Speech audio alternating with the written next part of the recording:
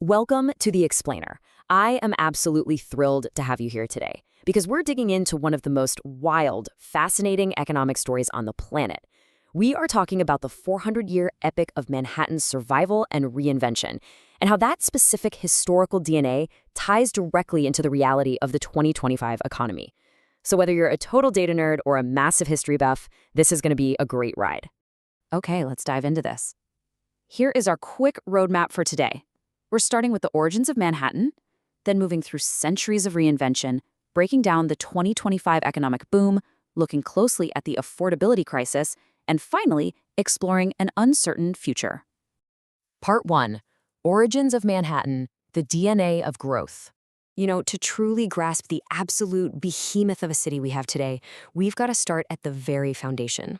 Long before the skyscrapers or Wall Street even existed, this island was part of the Lenape-King territory.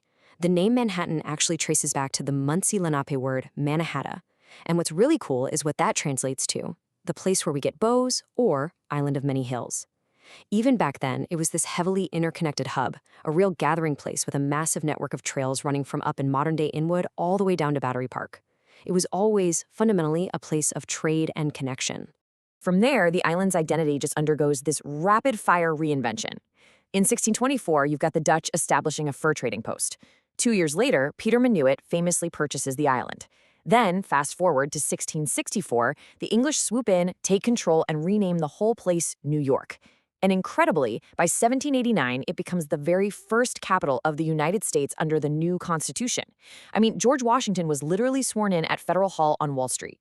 In just over 150 years, it morphed from a forested trading post into the political epicenter of a brand new nation. Part 2. Centuries of reinvention. The pendulum swings. Now, the 19th and 20th centuries, they were defined by absolute extreme growth. But let me tell you, it was never easy.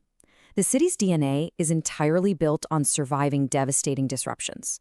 You've got the horrific draft riots of 1863, the crushing financial collapse of the Great Depression in 29, the severe economic distress and wild crime waves of the 1970s, the unthinkable tragedy of 9/11 in 2001, and then the sheer physical devastation of Hurricane Sandy in 2012. Every single time, commentators were practically writing the city's obituary, and every single time, the city just reinvented itself, rebuilt, and came back economically stronger. Which leads us to a really crucial question. Think about this for a second. After 4 solid centuries of constant disruption, fires, wars, financial ruin, superstorms, where exactly does New York City's economy stand today? Let's sharply pivot away from the history books and look straight at the 2025 economic data from the New York City Economic Development Corporation. Part 3. The 2025 economic boom, defeating the doom loop. Okay, if you've been paying attention to the news over the last few years, you've probably heard the phrase doom loop. It's this idea that remote work was just going to empty out the cities, tank tax revenues, and cause a massive exodus. Well, looking at the data, that simply hasn't materialized here. In 2024, the city's economy expanded by a massive 4.1%, completely leaving the national growth rate of 2.8% in the dust. Despite every headwind, New York is still pumping out around $2 trillion in GDP. And that growth translates directly into this jaw-dropping number, 4.26 million. That is the total number of private sector jobs in New York City as of August 2025. It is literally the highest number in the city's entire 400-year history. Since the massive drop during the pandemic in 2020, the city didn't just recover. It actually added over 150,000 more private sector jobs that it had before COVID even hit. And it's not just numbers on a spreadsheet. You can physically feel the recovery moving through the streets. Mobility is way up. Daily subway ridership is hitting an average of 3.4 million riders. That's a 13% jump from the previous year. Bus ridership is up 16%. The city is vibrant, physically moving, and foot traffic in those central business districts is just steadily climbing back up. All of this mobility feeds into this incredible picture of economic health for 2025. We're talking record highs across the board. City tax revenues hit $80 billion, up 30% from pre-pandemic times. Office leasing surged to 33.9 million square feet, totally leading the nation's commercial real estate recovery. Occupancy in those high-end trophy buildings is up 32% because companies are desperate to snap up premium spaces to lure in top talent. And who are they luring? Well, right now, over 565,000 recent college grads are working in the city. Young talent is absolutely flocking back. Part 4. The affordability crisis, the systemic cracks.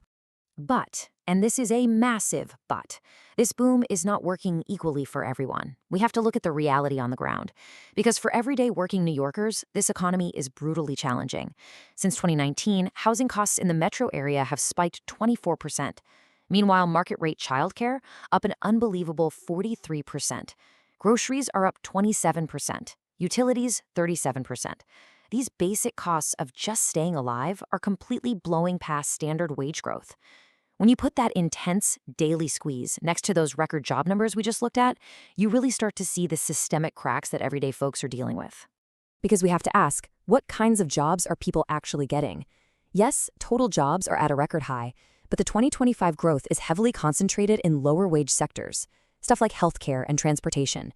Meanwhile, the high-wage sectors that traditionally pump wealth into the city, like finance, professional services, and tech, have actually shed thousands of jobs this year. So you've got an increasing number of workers in lower-wage roles who are just struggling immensely to afford these skyrocketing living costs. And this squeeze is fundamentally altering the city's DNA. While the total population is technically growing, it's essentially a massive replacement cycle. The city is pulling in international immigrants and young college grads by the thousands. But at the exact same time, New York lost nearly 50,000 middle-income families, specifically adults ages 30 to 39 and kids under 18, in just one single year. They're quietly packing up and heading to the suburbs where they can actually afford the square footage. And that matters, folks, because bleeding out that 30 to 39 demographic drains a massive chunk of the city's long-term tax base and civic stability. Part 5. An uncertain future, macroeconomic headwinds. So even with a famously resilient history and a booming 2025 top-line economy, there are real systemic risks out there. To fix this housing crisis, New York desperately needs to build. They have these huge, ambitious plans like the Harbor of the Future, transforming the waterfronts. But actually getting shovels in the ground is facing completely new, complex economic realities this year. Frankly, it's just getting harder and far more expensive to build anything. And the NYCEDC report points to several specific macroeconomic headwinds coming from the federal level in 2025. First, we're looking at proposed federal tax changes that could favor higher earners over the lowest earners, which could potentially widen inequality. You've got new tariffs potentially disrupting supply chains, meaning those construction materials we just talked about get even pricier. There's the potential for stricter immigration policies, which would immediately slow down the labor force growth the city relies on. Plus, we're already seeing a dip in domestic tourism and foreign direct investment. All of these factors could directly impact New York's ability to attract the capital and the talent it desperately needs. So, I want to leave you with this final provocative thought. As we've just seen, Manhattan's 400-year history proves beyond a shadow of a doubt that it can survive fires, wars, Great Depressions, and superstorms. Resilience is literally in its DNA. But when you look at the 2025 data, the ultimate question isn't whether the city will collapse from one giant physical disaster.